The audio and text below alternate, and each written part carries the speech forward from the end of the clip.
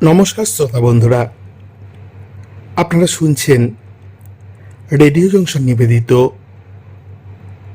রহস্য ও রোমাঞ্চ রুদ্ধশ্বাস নেপথ্য কথা। আজকের যে কাহিনীটি আপনারা শুনবেন সেটি পড়ছি গোয়েন্দাপীঠ লালবাজার থেকে, যে বইটি আনন্দ পাবলিশার্স থেকে প্রকাশিত হয়েছিল। লেখক সুপ্রতিম সরকার। আজকের কাহিনীর নাম এভাবেও মেরে ফেলা যায়। কলকাতা পুলিশের পক্ষ থেকে সুপ্রতিম সরকারকে আমাদের অনেক অনেক কৃতজ্ঞতা। গল্পটি পড়ব আমি চঞ্চল। আজ আমাদের প্রথম পর্ব।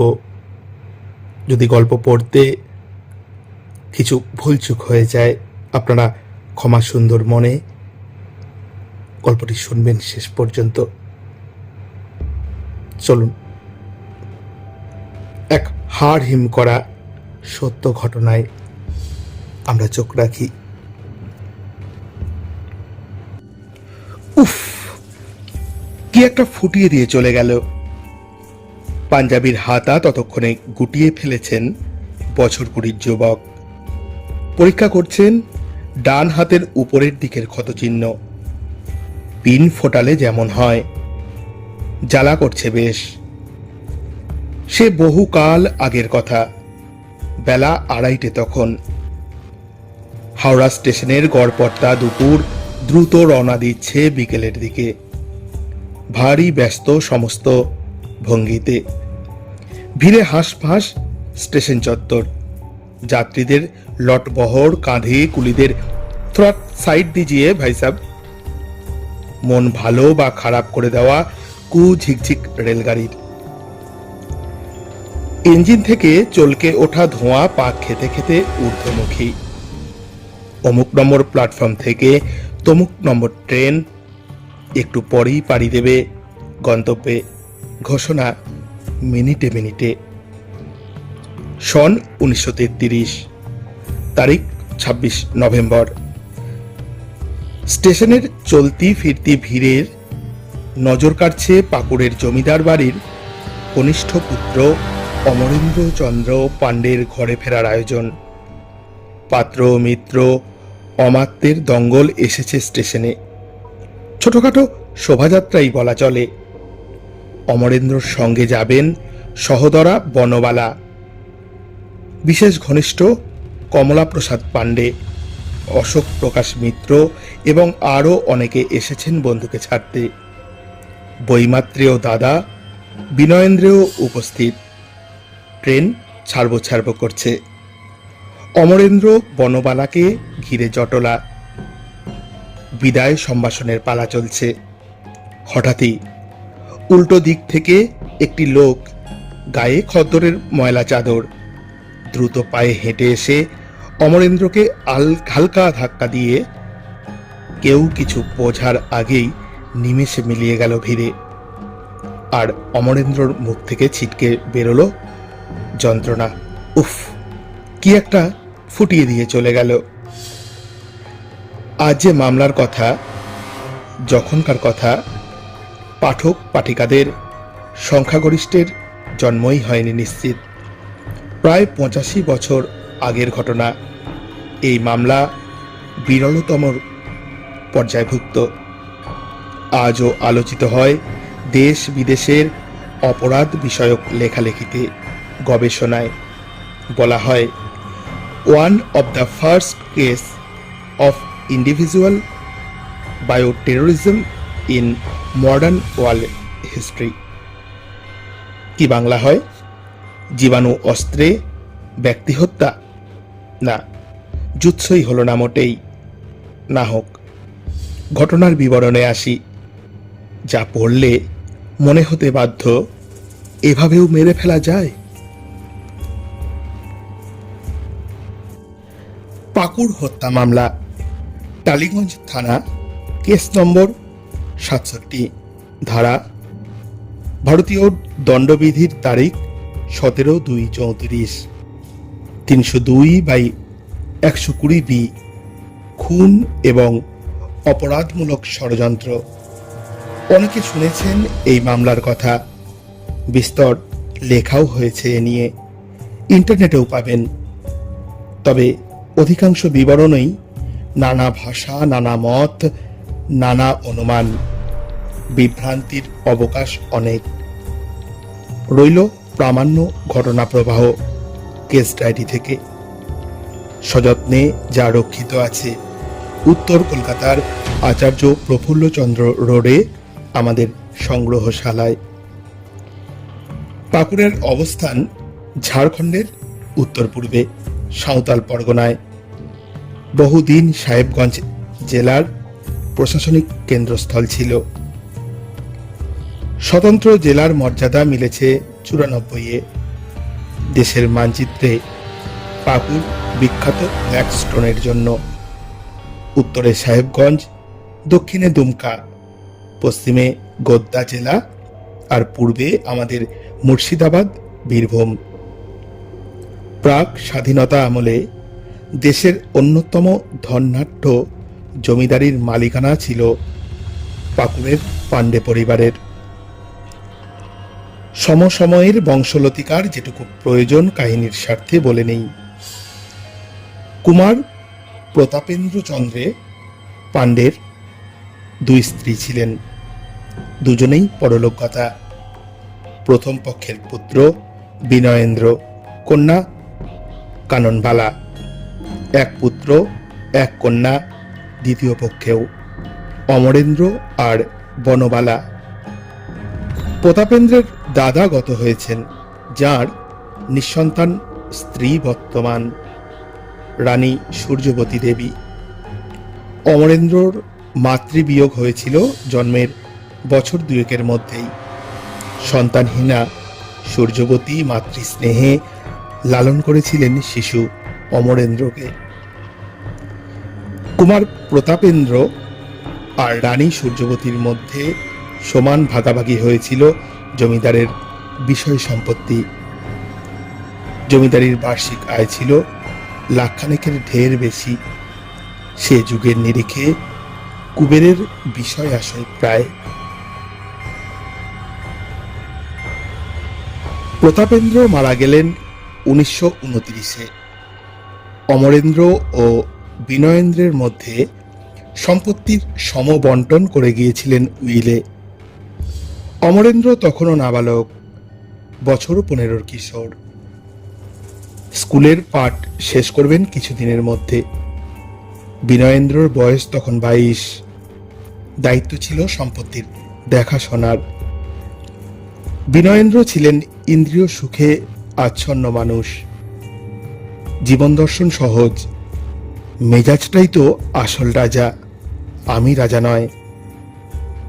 নানাবিধ দুর্লক্ষণ ছিল মেজাজের।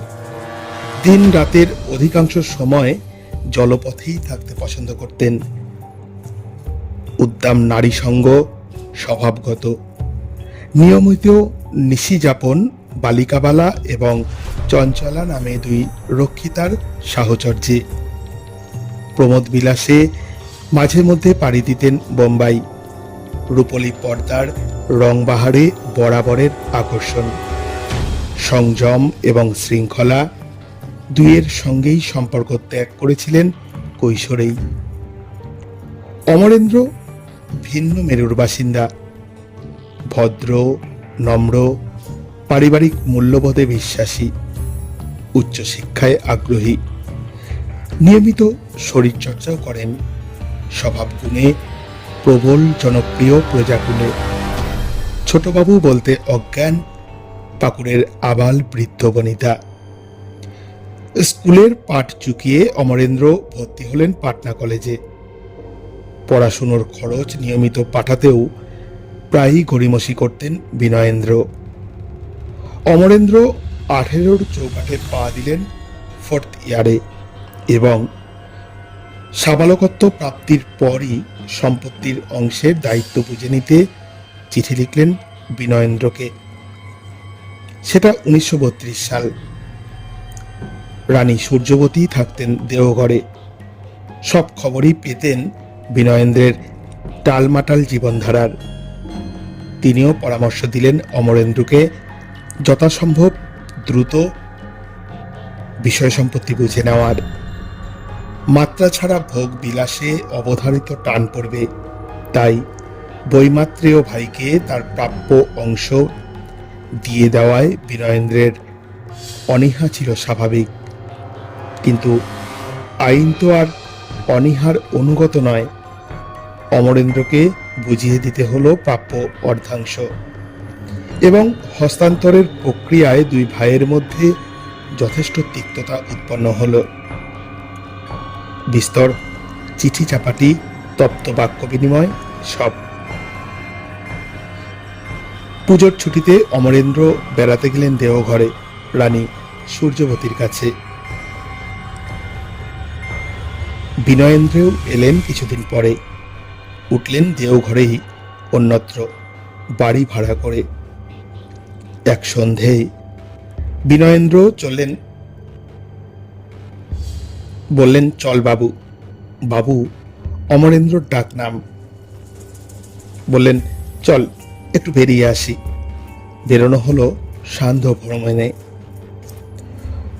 হঠাৎই বিনয়েন্দ্র বললেন, তোর জন্য একটা জিনিস এনেছি কলকাতা থেকে, এই দেখ। বলেই পকেট থেকে বার করলেন শৌখিন নাকে আঁটা চশমা। একরকম জোর করেই পরিয়ে দিলেন ভাইকে। পরানোর সময় নাকে প্রয়োজনের চেয়ে বেশি ব্যথা পেলেন অমরেন্দ্র। ছড়েও গেল একটু। নাকে চাপটা কি একটু বেশি দিয়েছিল দাদা? একটু খটকাজে লাগেনি অমরেন্দ্রর? এমনটা নয়। বন্ধুদের জানিয়েও ছিলেন, বলেছিলেন সূর্যবতীকেও। সকলেই কিঞ্চিত অস্বস্তি বোধ করেছিলেন শুনে। অস্বস্তি আশঙ্কায় পরিণত হলো যখন দিন তিনেক পরে মুখের একটি দিক ফুলে গিয়ে প্রায় অবশ হয়ে গেল অমরেন্দ্রর। বিনয়েন্দ্র তার আগেই ফিরে এসেছেন কলকাতায়। পারিবারিক চিকিৎসককে খবর দেওয়া হলো। তিনি দেখে শুনে বললেন, টিটেনাস সংক্রমণ। অ্যান্টি টিটেনাস প্রতিষেধক চালু হলো প্রথামাফিক। চিকিৎসা চলাকালীনই বিনয়েন্দ্র দেওঘরে পাঠালেন তার পরিচিত এক তরুণ ডাক্তারকে, নাম তারানাথ ভট্টাচার্য, কথাবার্তায় চৌকস। এসেই প্রস্তাব দিলেন মরফিন ইঞ্জেকশন দেওয়ার। ততদিনে দেওঘরের একাধিক চিকিৎসক দিন রাত পর্যবেক্ষণে রেখেছেন অসুস্থ অমরেন্দ্রকে। কেউই মানলেন না তারানাথের পরামর্শ। বিনয়েন্দ্র ছিলেন গভীরতম জলের মাছ। নিজেই চলে এলেন দেওঘর। সঙ্গে তুলনায় অভিজ্ঞ এক চিকিৎসক, ডাক্তার দুর্গারতন ধর, যিনি চিকিৎসাবিদ্যার ব্যাপারে প্রভূত জ্ঞান বিতরণ করে চিকিৎসকদের রাজি করিয়ে ফেললেন একটি ইঞ্জেকশন দিতে, যেটি নিজেই সঙ্গে করে এনেছেন কলকাতা থেকে। দেওয়া হলো ইঞ্জেকশন। কলকাতায় রোগী দেখার জরুরি প্রয়োজনে ডাক্তার ধর আধ ঘন্টা পরে কলকাতার ট্রেন ধরলেন, সঙ্গী বিনয়েন্দ্রেও। এদিকে ইঞ্জেকশন দেওয়ার ঘণ্টাখানেক পরই আচমকা দ্রুত শারীরিক অবনতি হতে শুরু করল অমরেন্দ্রর। প্রায় অচৈতন্য, রক্তচাপ যখন তখন অগ্রাহ্য করছে, বিপদসীমা, এই যায় সেই যায় অবস্থা। সে যাত্রা কোনো ক্রমে সামাল দিলেন ডাক্তাররা। কয়েকদিন পর বিনয়েন্দ্র ফের উদয় হলেন দেওঘরে। ভাই কেমন আছে দেখার অছিলায়। সঙ্গে এবারও সেই ডাক্তার ধর এবং আরো একজন, ডাক্তার শিবপদ ভট্টাচার্য। ঢের শিক্ষা হয়েছে ততদিনে অমরেন্দ্রের বন্ধুবান্ধব ও শুভানুধ্যায়ীদের। সূর্যবর্তীও কড়া নির্দেশ জারি করেছেন বিনয়েন্দ্রকে দেওঘরে বাড়িতে ঢুকতে না দেওয়ার। দেওয়া হলও না। নিষ্ফলা বাদানুবাদের পর বিনয়েন্দ্র দুই সঙ্গী চিকিৎসক সহ ফিরে গেলেন কলকাতায়।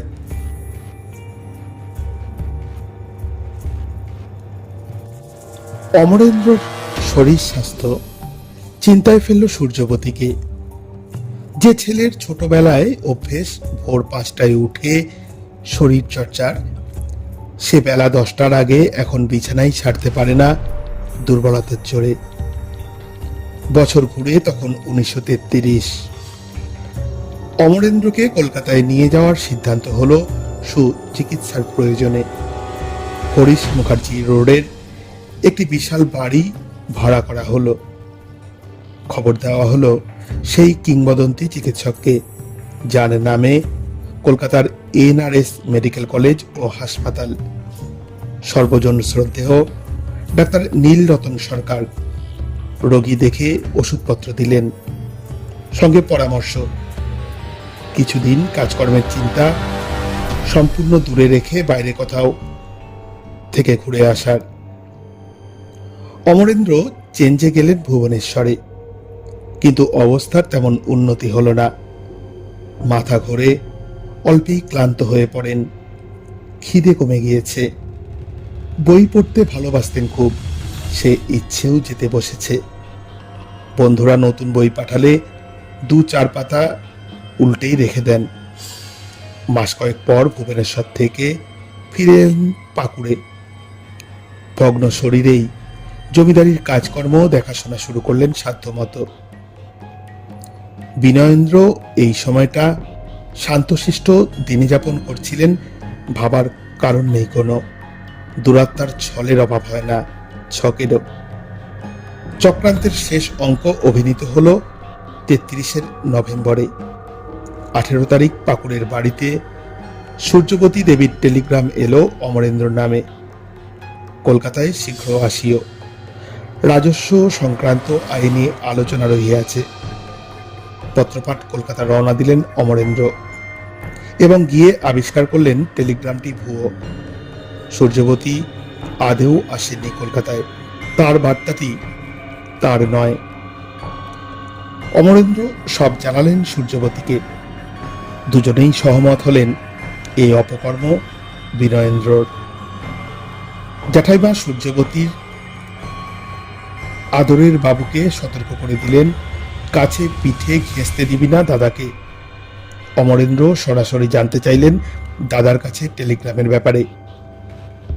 বিনয়েন্দ্র অম্লান বদলে অস্বীকার করলেন। এরই মধ্যে বিনয়েন্দ্র একাধিকবার ব্যর্থ চেষ্টা করেছেন 2 পুত্রের জয়েন্ট অ্যাকাউন্ট, প্রতাপেন্দ্রর রেখে যাওয়া 2 লাখ টাকার সিংহভাগ অমরেন্দ্রর অজ্ঞাতে সই জাল করে তুলে নেওয়ার। সবই জানতে পেরেছিলেন অমরেন্দ্র পারিবারিক উকিলের মাধ্যমে। সে নিয়েও বচসা হল খানিক। 25 নভেম্বর 1933। পরের দিন অমরেন্দ্রর কলকাতা থেকে পাকুড়ে ফিরে যাওয়ার কথা দুপুরের ট্রেনে। সন্ধেবেলা অমরেন্দ্রর কলকাতার অস্থায়ী বাসস্থানে হেসে হাজির বিনয়েন্দ্র। সব তিক্ততা ভুলে গিয়ে হঠাৎই যেন স্নেহশীল বর্দার ভূমিকায়। কথায় কথায় স্মৃতিচারণ করছেন শৈশব কৈশোরের। কিঞ্চিত ঘন ঘনই গলা বুঝে আসছে কান্নায়। তুই আমাকে ভুল বুঝিস না বাবু, শরীরের যত্ন নিস ভাই।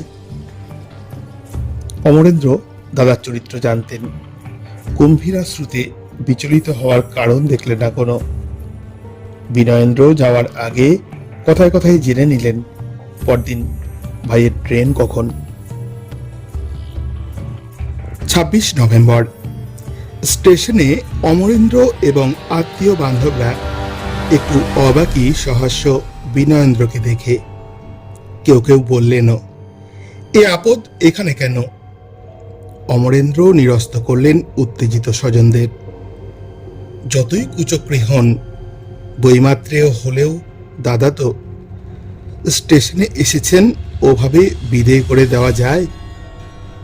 এর কিছু পরে অতর্কিতে উল্টো দিক থেকে খদ্দরের চাদর মুড়ি অপরিচিতের দ্রুত ধাক্কা দিয়ে অন্তর্ধান। গাড়ি ছাড়ার পূর্ব মুহূর্তের সে ঘটনা বলছি শুরুতে। পাঞ্জাবির হাতা তুলে অমরেন্দ্র দেখালেন ক্ষতচিহ্ন। আপাত দৃষ্টিতে মারাত্মক কিছু নয়, কিছুটা তরল পদার্থ পিন ফোটানোর জায়গা থেকে চুঁইয়ে পড়েছে পাঞ্জাবিতে। ট্রেন ছাড়তে তখন বাকি মিনিট 5। সহোদরা বনমালা উদ্বিগ্ন হয়ে পড়লেন। অমরেন্দ্রর বন্ধু কমলা প্রসাদ এবং অন্যরাও বললেন, ডাক্তার দেখিয়ে নেওয়া যাক, 2 দিন পরই না হয় পাকুড় যাওয়া যাবে। বিনয়েন্দ্রও কপট উদ্বেগ দেখালেন প্রাথমিক, তারপর বললেন, এ তো সামান্য ব্যাপার, পাকুড়ে গিয়েও তো ডাক্তার দেখিয়ে নেওয়া যায়। কমলা প্রসাদ প্রতিবাদ করতে গেলে বিনয়েন্দ্র মেজাজ হারালেন, আমরা পাকুড়ের জমিদার বাড়ির, এসব তুচ্ছ ব্যাপারে তোমরা সাধারণরা মাথা ঘামাতে পারো, আমরা নয়। অমরেন্দ্রর কিছু জরুরি কাজও ছিল পরের 2 দিনে। ভাবলেন ডাক্তার দেখিয়ে নেব বাড়ি ফিরে। বনবালাকে নিয়ে উঠে বসলেন পাকুড়গামী ট্রেনে এবং মারাত্মক ভুল করলেন। ভাই বোন যখন ট্রেনে বিকেলের জলযোগ সারছেন, কথোপকথন হলো এই রকম, দাদাভাই আমার কিন্তু ব্যাপারটা ভালো ঠেকছে না। কেন রে? না, ওই পিন ফোটানোর ব্যাপারটা মনটা খচখচ করছে। ও কিছু না, পকেট মারটার হবে, ছোট খুঁটটুট ছিল হয়তো হাতে, খুঁড়ে এমন দাগ হয়। আমি লোকটাকে আগে কোথায় যেন দেখেছি, মনে করতে পারছি না কিছুতেই। কি যে বলিস, তুই আবার কোথায় দেখলি? না রে, দেখেছি কোথাও, একদম এক চেহারা। চেহারাটা তো আমিও দেখলাম, বেঁটে মিশকালো, গায়ে খদ্দরের চাদর ছিল, পায়ে চপ্পল। দাদা ভাই, মনে পড়েছে, আমরা গত সপ্তাহে যখন পূর্ণ থিয়েটারে সিনেমা দেখতে গিয়েছিলাম, ওই লোকটা টিকিট কাউন্টারের সামনে ঘোরাফেরা করছিল। আরে ধুর, তোর মনের ভুল, বেশি ভাবিস না তো। বনবালার আশঙ্কা যে অমূলক ছিল না তা বোঝা গেল পরদিন থেকেই। প্রবল অসুস্থ হয়ে পড়লেন অমরেন্দ্র। 28 তারিখ রাতে ফিরিয়ে আনা হলো কলকাতায়। এবার উঠলেন রাসবিহারী অ্যাভিনিউর একটা ভাড়া বাড়িতে। ডাকা হলো আর এক প্রবাদ প্রতিম চিকিৎসককে, ডাক্তার নলিনী রঞ্জন সেনগুপ্ত। অবস্থা দেখে ডাক্তারবাবু ব্লাড কালচার করতে বললেন অবিলম্বে। ডান দিকের বাহুমূল ততক্ষণে ফুলে উঠেছে অমরেন্দ্রর, জ্বর নামছেই না, 105 ডিগ্রি নিচে, কষ্ট পাচ্ছেন প্রচণ্ড। রক্তচাপ হোক বা হৃদস্পন্দন প্রতি ঘন্টায় একটু একটু করে চলে যাচ্ছে নিয়ন্ত্রণের বাইরে। 3 ডিসেম্বর সন্ধ্যায় অমরেন্দ্র জ্ঞান হারালেন। 4 ডিসেম্বর সকালে প্রাণ। ব্লাড কালচারের রিপোর্ট এলো পরদিন, যার সারাংশ পড়ে স্তম্ভিত হয়ে গেলেন ডাক্তারেরা।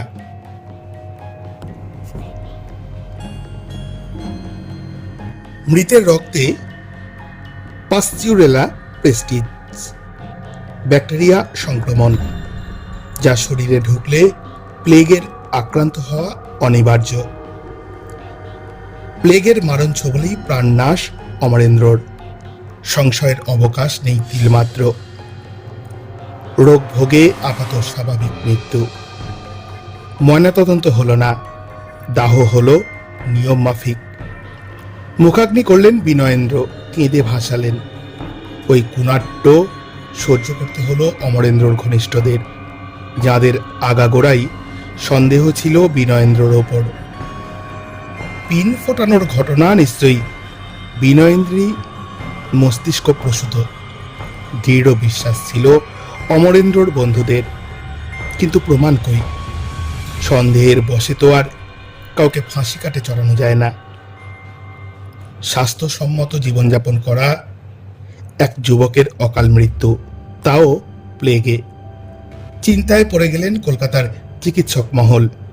দিকপাল ডাক্তাররা শেষ সময়ে চিকিৎসা করেছিলেন, কথা বলেছিলেন অমরেন্দ্রর আত্মীয় বন্ধুদের সঙ্গে, নথিবন্দী হয়েছেন দিন কয়েক আগে পিন ফোটার ঘটনা এবং পরবর্তী সমস্ত রোগ লক্ষণ।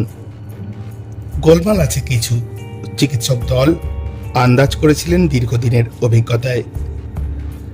ডাক্তাররা স্বতঃপ্রণোদিত হয়েই 12 ফেব্রুয়ারি এক ঝাঁক প্রশ্ন পাঠালেন ট্রপিক্যাল মেডিসিনের ডিরেক্টরের কাছে। প্লেগের ব্যাসিলি কি হাইপোডার্মিক নিডলের মাধ্যমে শরীরে প্রবেশ করানো যায়? গেলে কত পরিমাণে? যতটা যায় ততটা কি প্লেগে আক্রান্ত হয়ে মৃত্যুর জন্য যথেষ্ট? এছাড়া আরো বেশ কিছু টেকনিক্যালি খুঁটিনাটি। বিস্তারিত উত্তর এলো 4 দিন পর 16 তারিখ। বলা হলো এই মৃত্যু অস্বাভাবিক, ব্যাকটেরিয়ার সংক্রমণ ঘটানো হয়েছে, স্বাভাবিক নিয়মে এ জিনিস ঘটেনি। অতএব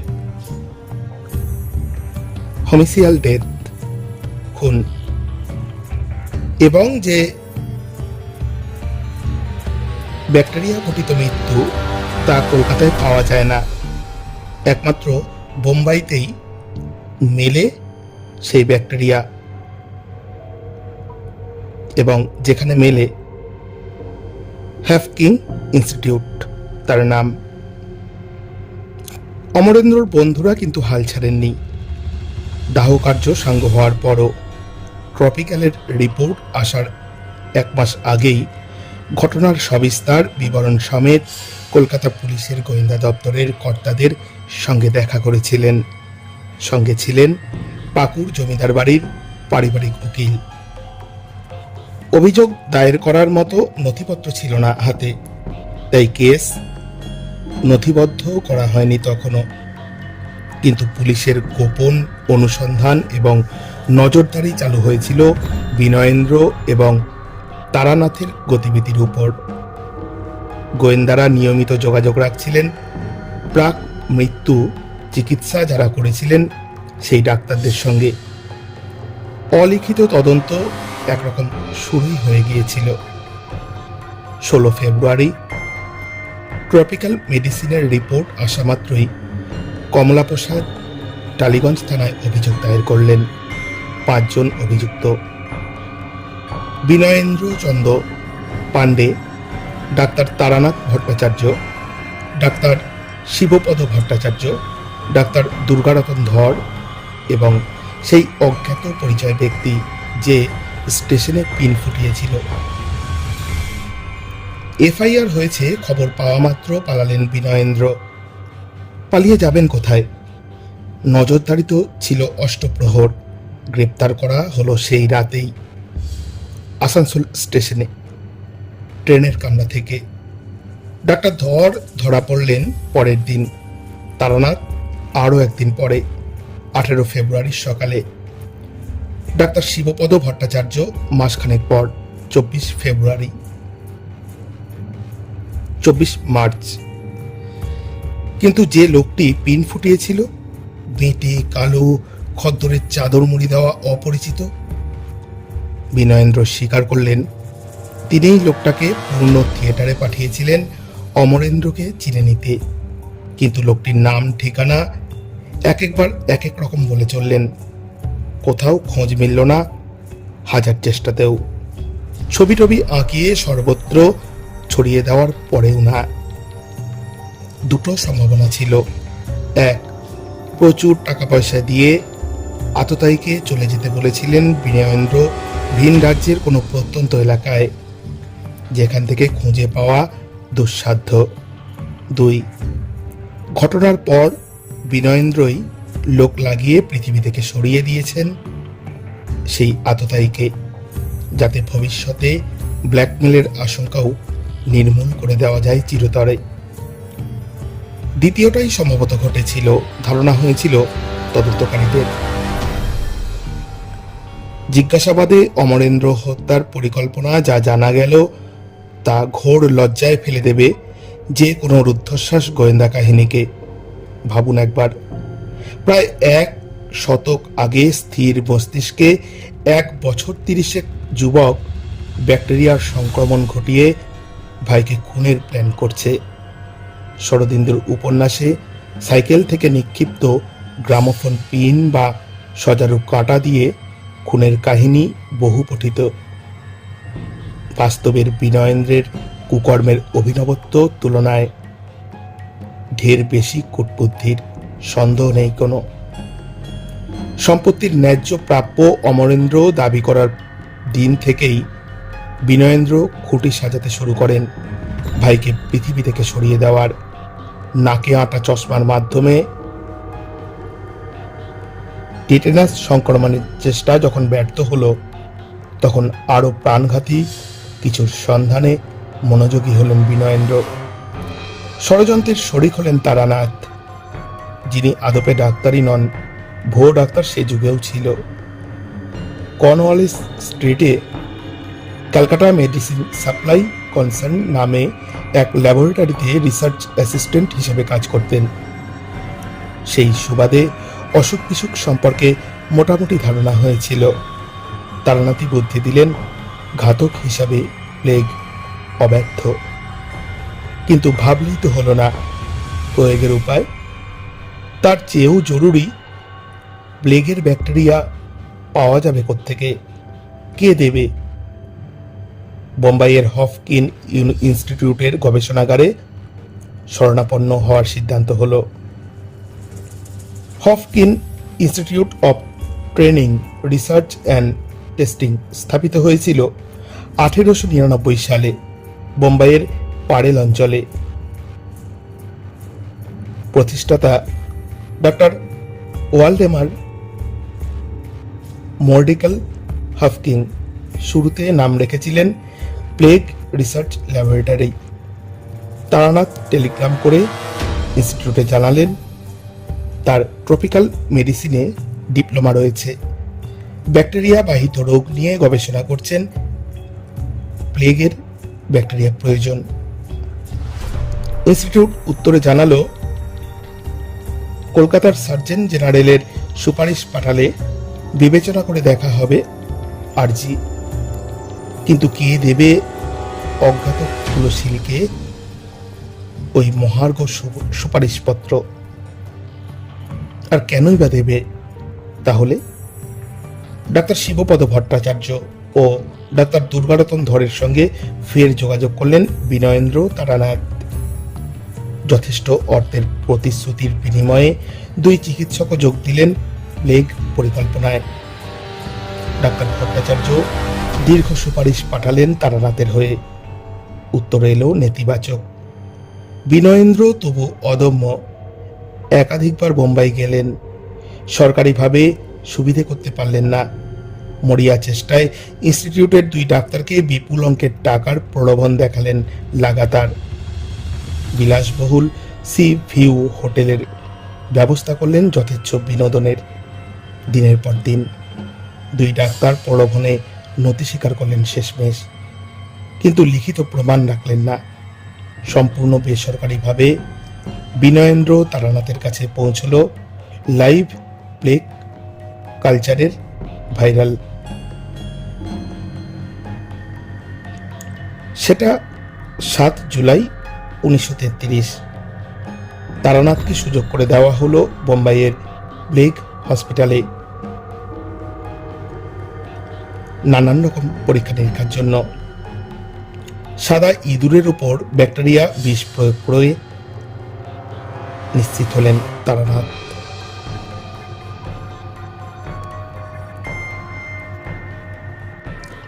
এরপর যা ঘটেছিল লিখেছি আগেই। 20 বছরের যুবকের দেহে প্লেগ ব্যাকটেরিয়া ঢুকিয়ে বিরলতম হত্যা, যা হইচই ফেলে দিয়েছিল সমুদ্র হিমাচলে। কলকাতা পুলিশের গোয়েন্দা দপ্তর দাবি করা যাক অসামান্য তদন্ত করেছিল, যা মুক্ত কণ্ঠে তারিফ করেছিলেন জজ সাহেব তার রায়ে। তদন্তকারী অফিসার শুরুর দিকে ছিলেন সাব ইন্সপেক্টর শরৎচন্দ্র মিত্র, পরে ইন্সপেক্টর ML রহমান। আততায়ীকে খুঁজে পাওয়ার চেষ্টা ব্যর্থ। অদূর বা সুদূর ভবিষ্যতে পাওয়ার সম্ভাবনাও প্রায় শূন্য। এমন অবস্থায় বাকি ষড়যন্ত্রকারীদের শাস্তিদান নিশ্চিত করতে ভরসা শুধু অকাঠ্য যুক্তিতে মোটিভকে প্রমাণ করা এবং পারিপার্শ্বিক প্রমাণের জালটি এমনভাবে বোনা যাতে ঘটনা পরম্পরায় গতিপথ দিনের আলোর মতো পরিষ্কার হয়ে যায়। যাকে বলে চেইন অফ ইভেন্টস। এ কাজে ভীষণ কষ্টসাধ্য, সে তদন্তকারী অফিসার শুধু জানেন। মোটিভের অংশটি অবশ্য সহজসাধ্যই ছিল। অমরেন্দ্রর মৃত্যুতে বিনয়েন্দ্র যে লাভবান হতেন সেটা জলবত্তরণ ছিল। পারিপার্শ্বিক প্রমাণ একত্রিত করার দুরূহ কাজটি সুসম্পন্ন করতে প্রাণপাত করেছিলেন কলকাতার গোয়েন্দারা। বিনয়েন্দ্রর বোম্বাই যাত্রার দিনপঞ্জি এবং হোটেল বাসের প্রতিটি নথি জোগাড়, রেজিস্ট্রারের হস্তাক্ষরের সঙ্গে অভিযুক্তের হস্তাক্ষর মেলানো, হফকিন ইনস্টিটিউটে যাতায়াতের প্রমাণ সংগ্রহ, তারানাথের টেলিগ্রাম এবং ডাক্তার ভট্টাচার্যের সুপারিশপত্র। যে দোকান থেকে ইঁদুর কেনা হয়েছিল সেটি খুঁজে বের করে মালিকের জবানবন্দি। যে ট্যাক্সিতে করে বোম্বাইয়ের ব্রেক হসপিটালে পৌঁছেছিলেন তারানাথ, সেটিকে খুঁজে বের করা। পুঙ্খানুপুঙ্খ এমন আরও যে কত লিখলে তালিকা দীর্ঘতর হতে থাকবে। বোম্বাইয়ের পুলিশ কমিশনার হাত বাড়িয়েছিলেন দরাজ সাহায্যের।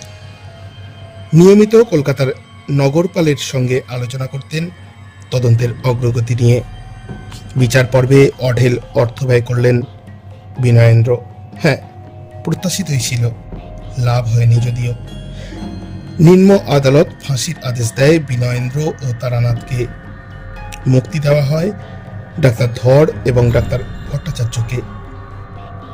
উচ্চ আদালতে আপিল পেশ হয় যথানিয়মে। ফাঁসির আদেশ কমে সাজা হয় কালাপানির। যাবজ্জীবন দ্বীপান্তর। বিচারক লেখেন রায়ে, probably unique in the anal of crime. মামলার নথিপত্রে লিপিবদ্ধ রয়েছে খুনের প্রস্তুতি পর্বে তারানাথকে ষড়যন্ত্রী আশ্বাস বিনয়েন্দ্র। কেউ জানবে না কে পিন ফুটিয়েছিল। খুনি না পেলে পুলিশ কাজকলা করবে। সহজ হিসেব, সহজ সহজ আর থাকলো কই। প্রেক্ষিত আলাদা, ব্যঞ্জনাও বহুমাত্রিক। তবু এ কাহিনীর উপসংহারে শঙ্খ ঘোষের কবিতার লাইন ঝলকে ওঠে স্বতঃস্ফূর্ত। এ কথা খুব সহজ, কিন্তু কে না জানে সহজ কথা ঠিক ততটা সহজ নয়।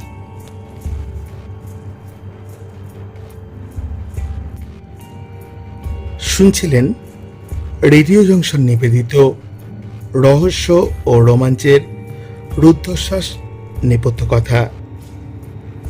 যে কাহিনীটি শুনলেন সেটি পড়লাম গোয়েন্দাপীঠ লালবাজার বই থেকে, যে বইটি আনন্দ পাবলিশার্স থেকে প্রকাশিত হয়েছেন। এবং এই কাহিনীটি লিখেছেন কলকাতা পুলিশের পক্ষ থেকে সুপ্রতিম সরকার। সুপ্রতিম বাবুকে আমাদের তরফ থেকে অনেক অনেক কৃতজ্ঞতা। কেমন লাগলো এই সত্য ঘটনাটি শুনতে?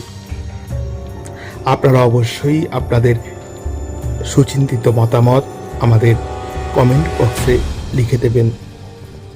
এরকম নতুন নতুন আরও হাড় হিম করা সত্য ঘটনার সাক্ষী থাকতে অনুষ্ঠানটি শেয়ার করবেন এবং অবশ্যই আমাদের ইউটিউব চ্যানেলটি সাবস্ক্রাইব করবেন। ধন্যবাদ।